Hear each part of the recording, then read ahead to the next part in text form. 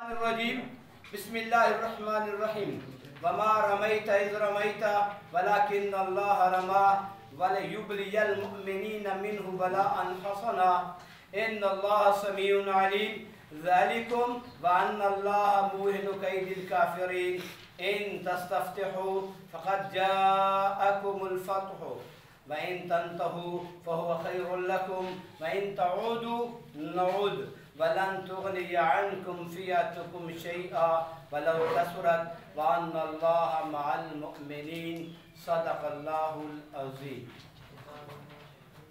بیٹا آج ہم سورۃ الانفال بے جز آیت نمبر 17 تا 19 پڑھیں گے۔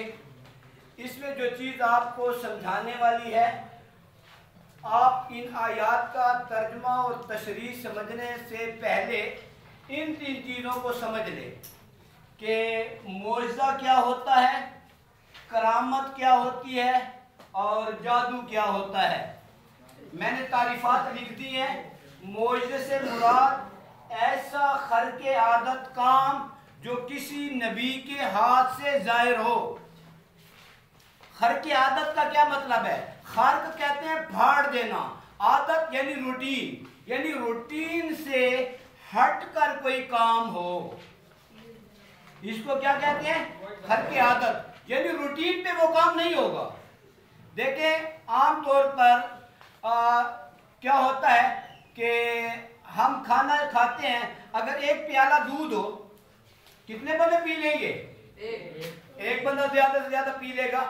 لیکن ایک روایت کے اندر آتا ہے کہ نبی پاک صلی اللہ علیہ وسلم کے پاس ایک پیالہ لایا گیا۔ حضرت ابو ہریرہ رضی اللہ تعالیٰ عنہ اس روایت کے راوی ہے۔ وہ فرماتے ہیں کہ مجھے خوشی ہوئی کیونکہ میں کافی دنوں کا بھوکا تھا، مجھے بھی حضور صلی اللہ علیہ وسلم پیش فرمائیں گے اور وہ یہ پیالہ میں پی لوں گا۔ وہ کہتے ہیں، حضرت ابو ہریرہ فرماتے ہیں کہ مجھے تو امید تھی کہ حضور مجھے پیش کریں گے اور میں پیوں گا۔ حضور نے فرمایا جاؤ اصحاب صفہ کو بلا کے لاؤ، اور وہ تقریباً اس وقت 70 کے قریب تھے۔ کتنے تھے؟ 70 کے قریب تھے وہ۔ تو اب حضور کا حکم تھا، انکار تو میں کر نہیں سکتا تھا، لہذا میں نے ان 70 کو بھی بلا لیا۔ پیالہ ایک ہے، بندے 70 ہیں، حضور بھی خود بھی شامل ہیں، میں بھی شامل ہوں۔ اب مجھے حکم ہوا کہ آپ یہ پیالہ ان سب کو پلا دیں۔ اب میں نے کہا یہ پیالہ ہے، 70 آدمی کون کون پیے گا؟ وہ کہتا ہے، حضرت ابو ہریرہ رضی اللہ تعالیٰ فرماتے ہیں کہ ایک پیالے کو 70 آدمیوں نے پیا، اور پھر آخر میں حضور صلی اللہ علیہ وسلم نے مجھے فرمایا کہ تو پی۔ فرمایا میں نے ایک دفعہ پیا، سیر ہو کر پیا۔ پھر فرمایا کہ اور پی، میں نے اور پیا۔ پھر فرمایا اور پی، میں نے اور پیا۔ پھر سب کا جو بچا ہوا تھا پیالہ وہ حضور صلی اللہ علیہ وسلم نے خود پیا۔ تو یعنی ایک پیالے سے 70 بندوں کی بھوک یا پیاس کا مٹ جانا، یہ کیا ہوگا؟ معجزہ۔ یہ عادت کے خلاف ہے۔ دیکھیں 2 روٹی سے ایک بندے کا پیٹ بھر جاتا ہے، لیکن روٹیاں 2 ہوں اور کھانے والے 100 ہوں اور سب کا پیٹ بھر جائے تو یہ خرق عادت ہوگا۔ ٹھیک ہے؟ تو ایسا کام جو کسی نبی کے ہاتھ سے ظاہر ہو اور وہ روٹین کے خلاف ہو، عادت کے خلاف ہو، تو اس کو معجزہ کہتے ہیں۔ یہاں بھی ایک معجزے کا ذکر ہے۔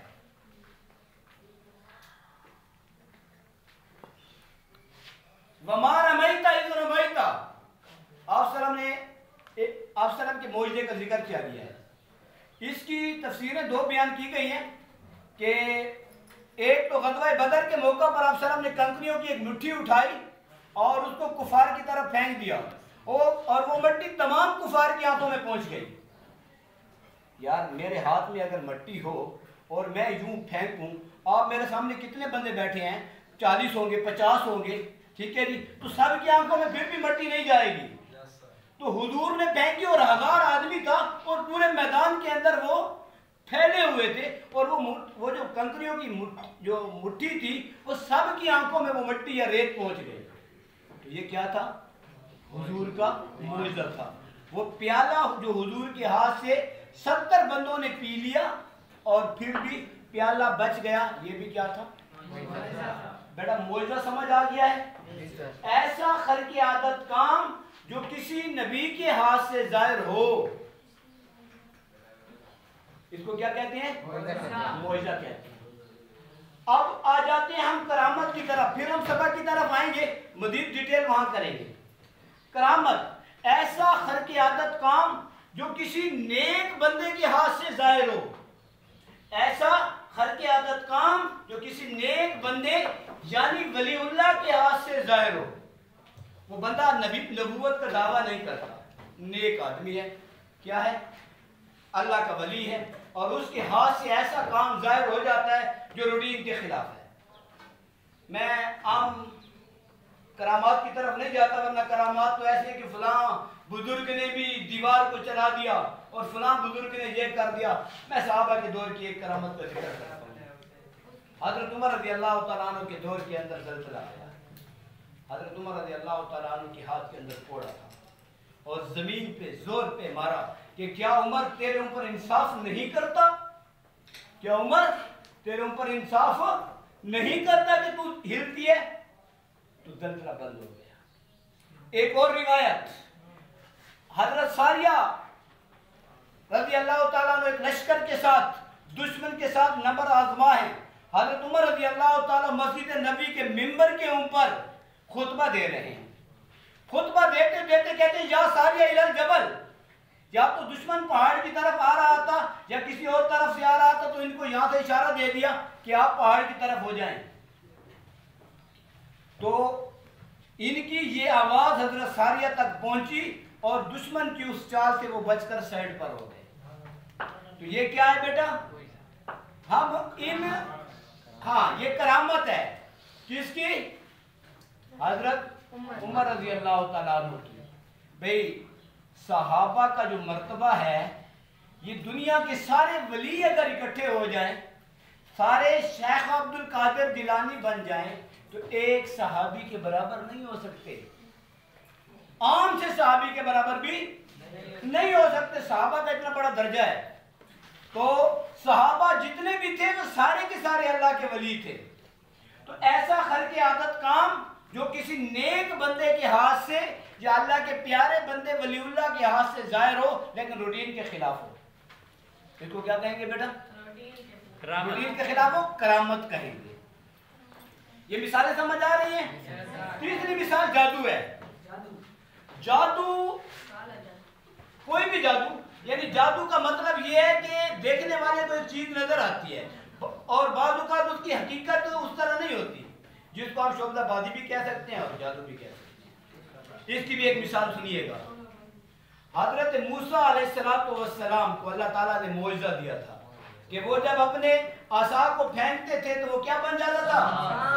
حضرت موسیٰ علیہ السلام کا عصا سانپ بن جاتا تھا، اور جو ہے جب اپنے یہاں گریبان کے اندر ہاتھ ڈالتے اور نکالتے تو وہ ہاتھ سورج سے زیادہ روشنی دیتا تھا۔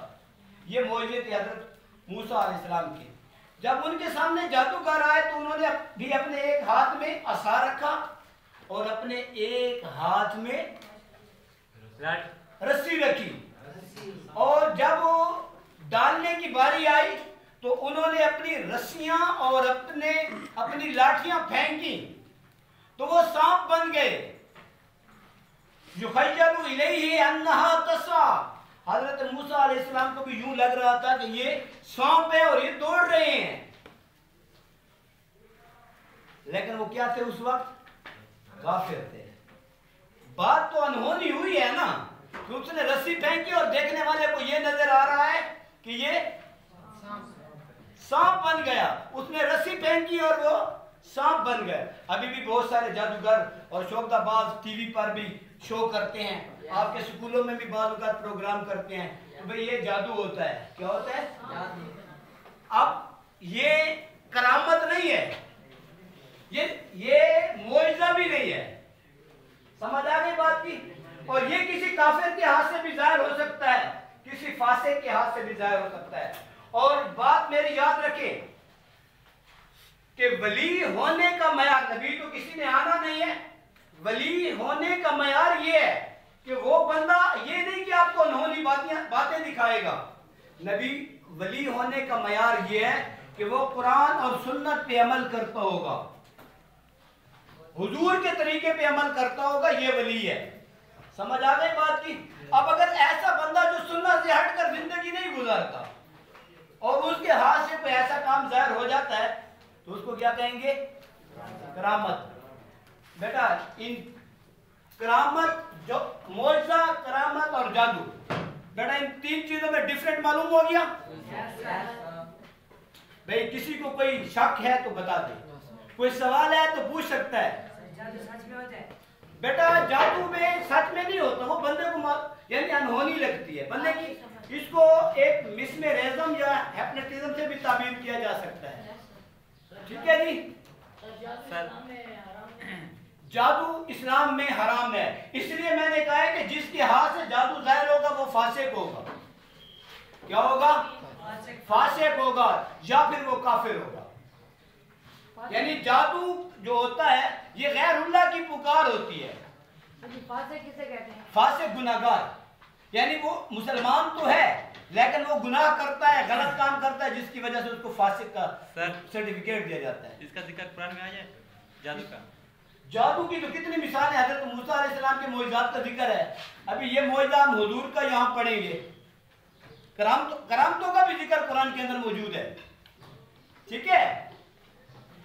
اصحاب کہف کا واقعہ سورۃ کہف کے اندر بیان ہوا ہے کہ 309 سال تک وہ سوتے رہے اور کچھ کھایا بھی نہیں، کچھ پیا بھی نہیں اور زندہ بھی رہے. بھئی 309 سال تک کوئی بندہ پانی نہ پیے زندہ رہ سکتا ہے؟ کھائے نہیں زندہ رہ سکتا ہے؟ یہ ان کی کرامت تھی. اب سمجھیے گا کہ معجزہ اور کرامت ہوتی کیا چیز ہے. معجزہ اور کرامت کی حقیقت، معجزہ اور کرامت جو ہے یہ اصل میں فعل اللہ کا ہوتا ہے، نبی کے ہاتھ سے ظاہر ہوتا ہے. کس کے ہاتھ سے ظاہر ہوتا ہے؟ نبی کے ہاتھ.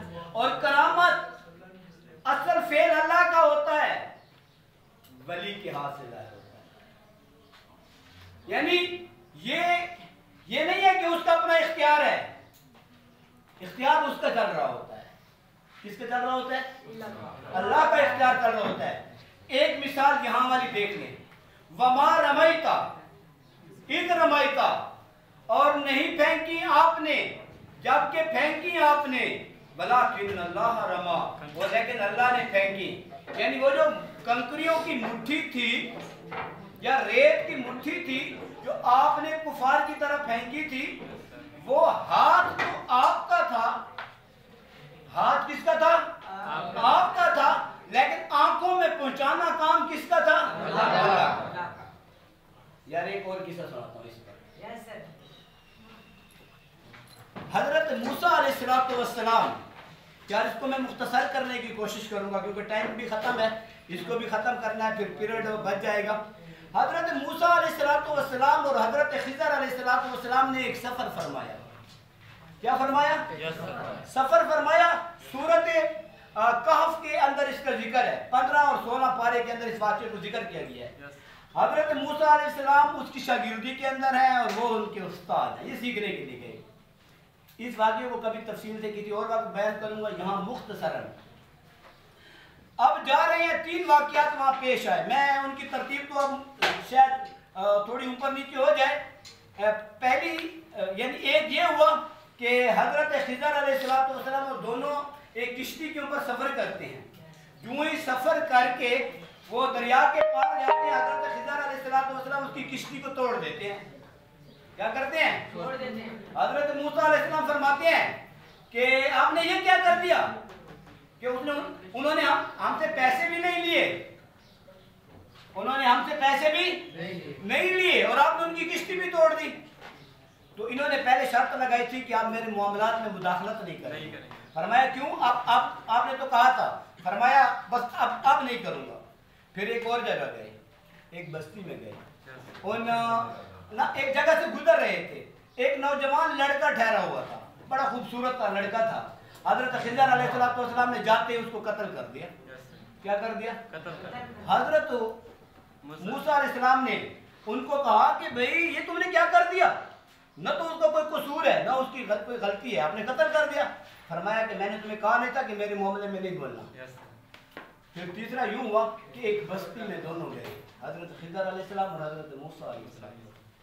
اس بستی میں گئے اور ان سے کھانا مانگا، بھوک لگی ہوئی تھی۔ کیا مانگا؟ بھائی ایک بات یاد رکھیں، جو کھانا کھاتا ہے وہ خدا نہیں ہوتا، وہ مشکل کشا، وہ حاجت روا نہیں ہوتا۔ ان سے کھانا مانگا، انہوں نے کہا کہ یہ ہمارے پاس کھانا مانا نہیں ہے۔ بارہ رات جیسے جیسے گزاری، ایک دیوار گر رہی تھی ان کی۔ حضرت خضر علیہ السلام نے حضرت موسیٰ علیہ السلام کو حکم دیا کہ اس دیوار کو سیدھا کرتے اس کو بناتے ہیں۔ حضرت موسیٰ علیہ السلام نے پھر فرمایا کہ بھائی انہوں نے ان لوگوں نے ہمیں کھانا نہیں دیا اور تم ان کی دیواریں بناتے ہو۔ اب جب تیسری مرتبہ شاگرد نے غلطی کی نا تو انہوں نے کہا ھذا فراق بینی و بینک، کہ اب میرے اور آپ کے درمیان یہ جدائی کا وقت ہے۔ کیا ہے؟ اب انہوں نے ان کی تعبیر بتائی کہ وہ جو میں نے کشتی کا جو پھٹا توڑا تھا وہ اس لیے توڑا تھا کہ ایک بادشاہ صحیح سالم کشتیوں کو پکڑ رہا تھا، جب وہ دیکھے گا کہ اس کا جو پھٹا ٹوٹا ہوا ہے وہ اس کشتی کو چھوڑ دے گا، لہذا میں نے اس کے ساتھ زیادتی نہیں کی بلکہ اس کی کشتی کو بادشاہ سے بچایا ہے۔ اور جو دوسرا جو وہ بچا تھا جس کو میں نے قتل کیا، نوجوان لڑکا، وہ بڑے ہو کے بڑا سرکش ہوتا، ماں باپ کا نافرمان ہوتا، تو لہذا مجھے اللہ کی طرف حکم ہوا ہے اس کو قتل کر دے۔ اور تیسری جو دیوار بنائی ہے نا، کہتے ہیں کہ اس دیوار کے نیچے ایک خزانہ پڑا تھا، اور وہ جن کا خزانہ تھا نا وہ بڑے نیک لوگ تھے، ٹھیک ہے جی، اور ان کے جو وہ فوت ہو گئے اور ان کے بچے ابھی چھوٹے تھے۔ یہ دیوار آج نہیں تو کل گر جاتی۔ پھر جب لوگ یہاں پہ دیوار بناتے تو یقینی بات ہے وہ تھوڑا سا کھودتے، اس کو کھودتے تو خزانہ نکل آتا اور وہ یتیموں کا مال لے کر بھاگ جاتے۔ اس لیے اللہ نے مجھے حکم دیا کہ آپ دیوار بنائیں۔ سنیے گا جی، تو آخر میں فرمایا ما فعلتہ عن امری، کہ یہ جتنے بھی کام ہیں خرق عادت کام تھے۔ حضرت موسیٰ کو پتہ نہیں چلا، حضرت خضر علیہ السلام کو اللہ تعالیٰ وحی کرتے رہے، ٹھیک ہے جی، حضرت موسیٰ صاحب جا رہے ہیں، ان کو معلوم نہیں ہوا کہ کیا حکم ہے، تو فرمایا ما فعلتہ عن امری، میں نے یہ کام اپنی مرضی سے نہیں کیا۔ تو یعنی معجزہ کیا ہوتا ہے کہ وہ ہاتھ نبی کا ہوتا ہے لیکن حقیقتاً فعل کس کا ہوتا ہے؟ اور یہی حال کرامت کا ہے کہ وہ فعل اللہ کا ہوتا ہے لیکن کس کے ہاتھ سے ظاہر ہوتا ہے؟ آپ اس کے ترجمے کو دیکھ لیں، امید ہے آپ کو یہ ساری ڈیٹیل ذہن میں رکھیں، آپ کو سارا کچھ سمجھ آ جائے گا۔ فَلَمْ تَقْتُلُوهُمْ، بس نہیں قتل کیا ان کو، وَلَكِنَّ اللَّهَ قَتَلَهُمْ، اور لیکن اللہ نے قتل کیا ہے۔ فرمایا کہ یہ جو 313 تم نے 1000 پر فتح حاصل کر لی اور تم نے ان کے 70 مار دیے، یہ تم نے نہیں کیا، اللہ نے کیا ہے۔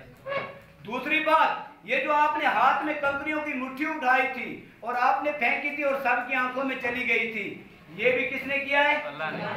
اللہ نے کیا ہے۔ وَمَا رَمَيْتَ إِذْ رَمَيْتَ وَلَكِنَّ اللَّهَ رَمَى وَلِيُبْلِيَ الْمُؤْمِنِينَ مِنْهُ بَلَاءً حَسَنًا، اور یہ سارا کچھ اچھا جب اللہ ہی سب کچھ کر سکتا ہے تو پھر اللہ نے ان کو بدر میں لڑوایا کیوں؟ اتنی مشقتیں کیوں برداشت کروائیں؟ فرمایا تاکہ اللہ تعالیٰ مومنوں کو آزمائے آزمائے جو ہے وہ اچھی طرح آزما لے۔ یہ مومنوں کی آزمائش تھی کہ کون اللہ کے دین کے لیے ڈٹتا ہے اور کون اللہ کے دین کے کام سے پیچھے ہٹتا ہے۔ ان اللہ سمیع علیم، بے شک اللہ تعالیٰ سننے والا ہے، جاننے والا ہے۔ سمیع اور علیم، سمیع کا معنی سننے والا، ہر ایک کی ہر آن ہر گھڑی ہر وقت ہر زبان میں سننے والا۔ انسانوں کی جو ایک ہی وقت میں سنے، پرندوں کی بھی سنے، جانوروں کی بھی سنے، سب کی زبانوں کو وہ جانتا ہو، اس کو کہتے ہیں سمیع۔ علیم، جاننے والا، کائنات کے ذرے ذرے کو جاننے والا صرف اللہ ہے۔ میں ان کی تشریح اگر کروں تو اس پر بھی ایک پورا یعنی ایک پیریڈ چاہیے یا ایک پورا لیکچر ہوگا، اس پر میں اکتفا کرتا ہوں۔ ذالکم बात तो यही है, वान अल्लाह मुहिल कैदिल काफिरीन, और बेशक अल्लाह ताला कमजोर करने वाला है काफिरों की तदबीर को। यहाँ ये आयतें दो हैं, इन तस्तफ्तिहू फक़द जाअकुम, ये मोमिनों को खिताब है कि तुम अल्लाह से फतह मांगते थे, अल्लाह ने तुम्हें फतह दे दी। इससे जो अगली आयत है, वइन तंतहू फहुव खैरुल लकुम, और अगर तुम, यहाँ से कुफार को खिताब है, एक ही आयत में पहले मोमिनों को खिताब और फिर किसको खिताब है, काफिरों को खिताब है। तफसीर कश्शाफ वाला इमाम ज़मख़शरी लिखता है कि पहले इसी आयत के शुरू में मोमिनों को खिताब है और इस आयत के दूसरे हिस्से में कुफार को खिताब है। वइन तंतहू, और अगर तुम भाग आ जाओ है काफिरों, फहुव खैरुल लकुम, बस वो तुम्हारे लिए बेहतर है। वइन तऊदू, और अगर तुम दोबारा सरकशी करोगे, दोबारा लौटोगे, मेरे पैगंबर के मुकाबले में फिर आओगे, नऊद, तो हम भी फिर लौटेंगे, तुम फिर मुकाबले में आओगे, हम तुम्हें फिर शिकस्त से दो चार करेंगे। वलन तुगनी अन्कुम फिअतुकुम शैया वलौ कसरत, और तुम्हारी जमात चाहे जितनी भी कसरत में हो वो तुम्हारे काम नहीं आएगी, इसलिए कि फतह और शिकस्त अल्लाह के हाथ में है। वो किल्लत और कसरत पर नहीं है, वो असलिया पर नहीं है। यार 313 ने 1000 को शिकस्त दे दी। यार आप, ये हमारे सामने की बात है, 52 मुमालिक तालिबान पे हमला करते हैं अफगानिस्तान पर, 20-22 साल के बाद वो आखिर भागने पे मजबूर हो जाते हैं। मदद, ये अल्लाह की मदद है। सुने भाई, रूस जैसा ताकतवर मुल्क अफगानिस्तान जैसे एक कमजोर से मुल्क पे हमला करता है, आखिर शिकस्त खा के भाग जाता है, अपना नुकसान करके भाग जाता है। ये मदद, ये कौन मदद करने वाला है? कसरत और किल्लत पे फतह नहीं होती बेटा, फतह और शिकस्त अल्लाह के हाथ में है। और अल्लाह ताला ने खुद फरमा दिया कि अल्लाह मोमिनों को आजमाएगा, जो उस आजमाइश में पक्के होंगे अल्लाह उनको फतह देगा। वलन तुगनी अन्कुम फिअतुकुम शैया, और हरगिज नहीं काम आएगी तुमसे तुम्हारी जमात कुछ भी, वलौ कसरत, अगरचे वो कसरत में हो। वअन्नल्लाह मअल मुमिनीन, और बेशक अल्लाह ताला मोमिनों के साथ है। अल्लाह की मदद किसके साथ है? अल्लाह की मदद मोमिनों के साथ है। अल्लाह की मदद मोमिनों के साथ। शर्त यह है कि अब हम ईमान वाले बन जाए, हमारा ईमान और हमारा अकीदा और हमारा यकीन अल्लाह की जात पर आ जाए। अगर ये हमारा ईमान और यकीन बन गया, आपको मैंने सूरत के शुरू में बता दिया था कि पहली बात, ईमान की असल बुनियाद तकवा है, तवक्कुल है।